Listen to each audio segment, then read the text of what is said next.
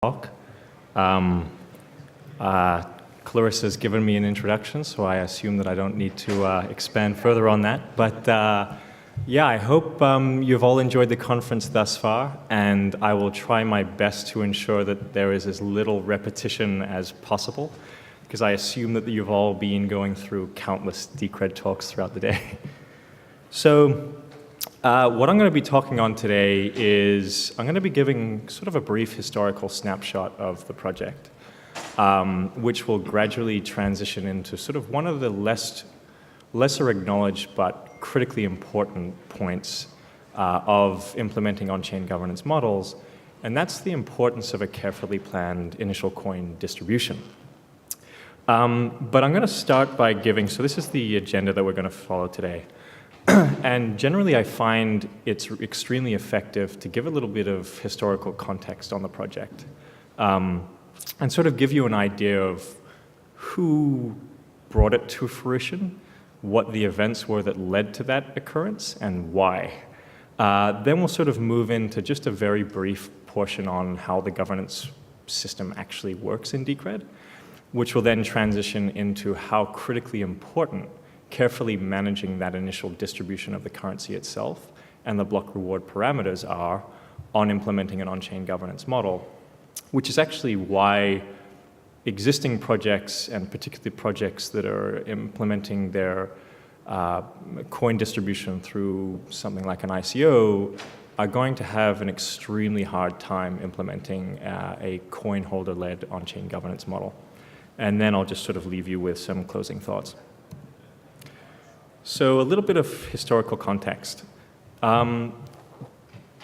Before Decred, there were sort of two primary groups that fed into it.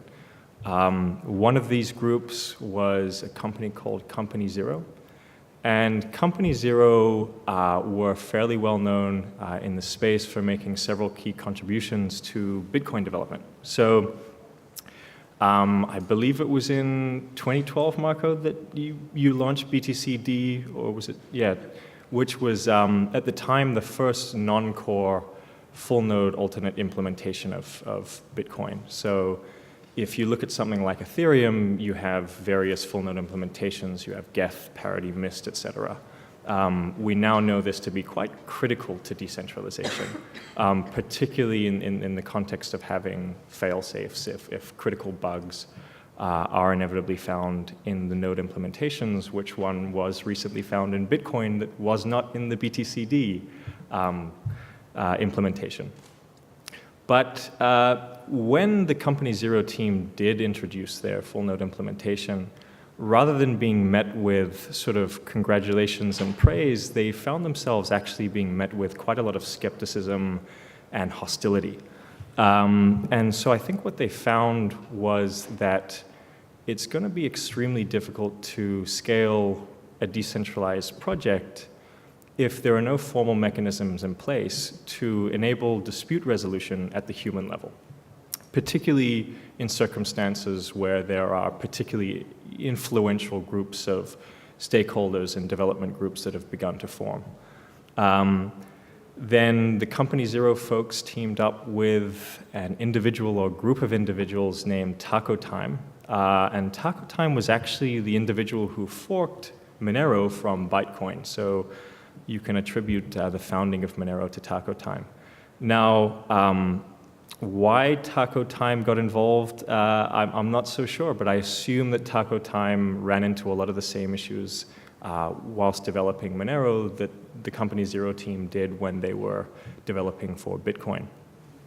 And then Taco Time came out with a paper called Memcoin 2, which was sort of proposing this hybridized proof of work blended with proof of stake model, which ultimately gradually molded into what Decred is today.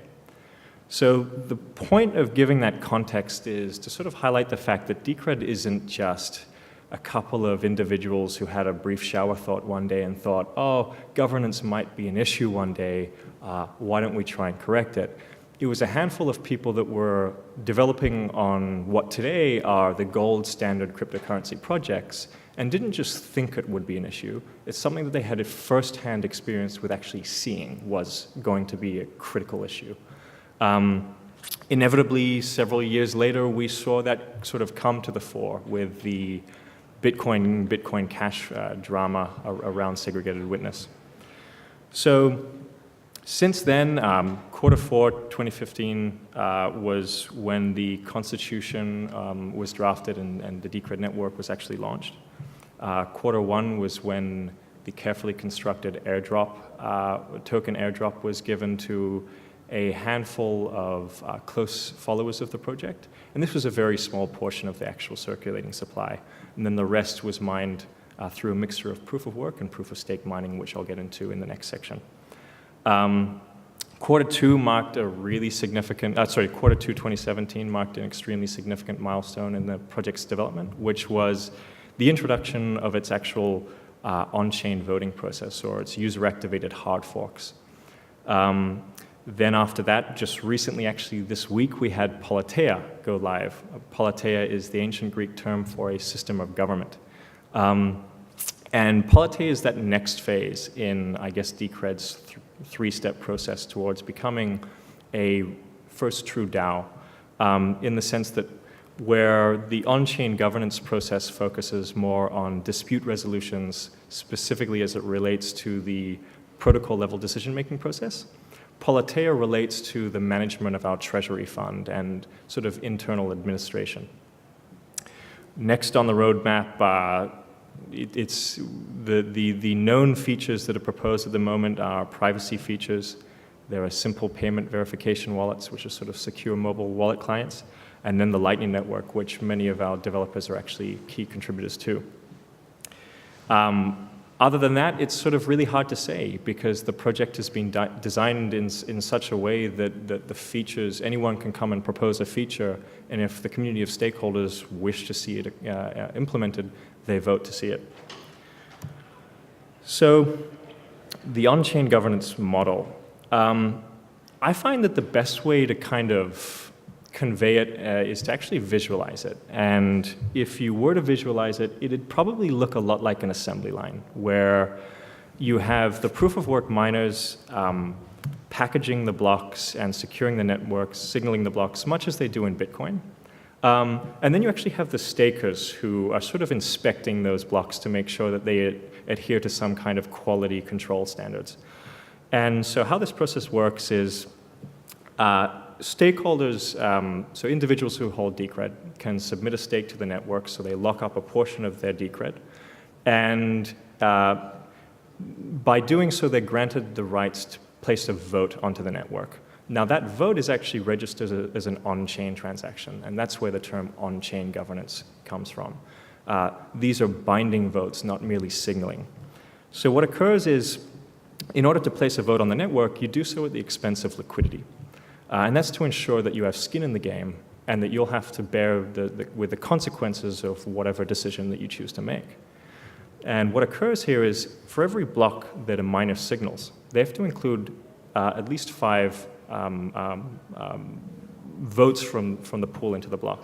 And at least 3 out of those 5 needs to be in favor of the particular block type that they're signaling. So as an example, if we were doing a vote on segregated witness, in a pure proof of work system, what happens is there's a signaling period where the miners will signal either for or against segregated witness, and if it meets a certain approval threshold amongst the miners, then that fork gets implemented and the feature is implemented. So in our case, what occurs is if 3 out of the 5 votes are in favor of that block type, the block goes through and there's no issues. If only 2 are in favor of that block type that's being signaled, the miner gets stripped of their reward and the block's invalidated. So the point there being that it gives miners an economic incentive to actually follow the demands of the broader network of stakeholders. Key point there being, though, that miners, too, are just as welcome to be stakeholders and, in fact, are encouraged. You would want your miners to be involved in the direction of the network. So this sort of leads into the next lesser acknowledged element of on-chain governance, which is the actual careful planning of the block reward distribution. So in Decred's case, the block reward actually gets split between 3 ways. 60% goes to proof of work miners, 30% goes to the individuals who place votes on the network and lock up their stakes, and that's as an incentive to participate in the governance process. Then 10% goes into a decentralized treasury fund. And those, now with the introduction of Politeia, those funds are to be used at the discretion of the stakeholders themselves. So one of the primary issues with a pure proof-of-work system is that all of that critical protocol-level decision-making power is placed in the hands of one stakeholder group.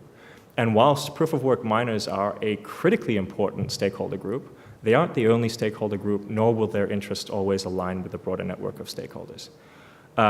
So what Decred was really doing is, in some ways I like to think that Bitcoin was kind of introducing, it was almost the first time we saw a commercial model introduced to open source technologies, which traditionally have found it extremely difficult to incentivize development. The tricky part is that anyone who's ever built a company knows that a good commercial model is only half the battle, right? The other half is the human element. It's managing people, it's managing expectations and coordination. And that becomes a whole another magnitude of complexity when you try to do so in a decentralized fashion. So beyond being a cryptocurrency, Decred's really an experimentation in new types of organizational structures. And where that's critically important is you need to make sure that all of the different stakeholders are aligned and appropriately incentivized. So your block reward parameters need to be set accordingly. It's not something where you can, any project that just exists today could simply flip a switch and implement on-chain governance. The actual issuance and block reward parameters need to be premeditated. So some of the reasons why such a model would be near impossible to implement for an ICO or an existing project is ICO smart contracts inherently do not discriminate. So the trouble there is that they're not Siebel resistant, nor would they be capable of preventing a particularly wealthy investor from simply just buying up enough of a stake to give themselves perpetual veto power. Another thing is that the subsequent distribution needs to be constructed in such a way that early token holders are gradually, or early stakeholders are gradually diluted over time, as opposed to being perpetually enriched, giving them perpetual rule over the system. And this is where that 60-30-10 split comes into play, is gradually over time, no one stakeholder group is going to sort of reap all the rewards of the block reward process. And then existing networks that haven't specifically constructed their distribution and block reward parameters are really going to struggle to guarantee their network stakeholders that there is in fact, or has in fact been a fair distribution. So it's going to be extremely difficult for people to determine whether or not there are certain groups internally that have excessive amounts of influence. These block reward parameters also need to, as I mentioned before, need to be constructed in such a way that all of these different stakeholder groups are actually adequately incentivized. If, for instance, we gave all of the block reward to proof-of-work miners, there'd be very little incentive for individuals to actually participate in the governance process, which is a critically important element of Decred's model. And I mean, this is sort of manifested or demonstrated in the fact that nearly 50% of the actual circulating supply of Decred is locked away to be used and being used in order to participate in that governance process. So it signals that our stakeholders have a lot of, I guess, longer term faith in the network, confidence in the network, and they're really interested in sort of playing a proactive role in deciding where the project ultimately leads. So I won't take too much more of your time. We'll just sort of leave with some closing thoughts. I mean, the purpose of this presentation isn't really to scare people away from considering to implement an on-chain governance model. It's merely that this is sort of the actual distribution of the currency, and there are certain elements of implementing on-chain governance systems that are far too frequently overlooked. and could have pretty catastrophic consequences for certain projects if they were to try and implement such a model without considering these factors. And this is extremely important as governance is increasingly being brought to the fore of the industry, which I believe it inevitably will be over the next few months. And on that note, this sort of industry in many ways is fundamentally different to the tech boom that we saw in sort of Silicon Valley era, where the mantra was move fast and break things. In this space, we really need to take a different approach, and we need to build systems that last, and we need to acknowledge that code actually has consequences. And yeah, I'll leave it as that, but I do hope that you've enjoyed the talk and it's sort of got something in your mind, and if any of you were, if anyone in the room has been considering either implementing an on-chain governance model into their own existing project or potentially spinning up their own variation of one, I hope it's sort of left you with a few things to consider beforehand. And without that, I'll open the floor to questions.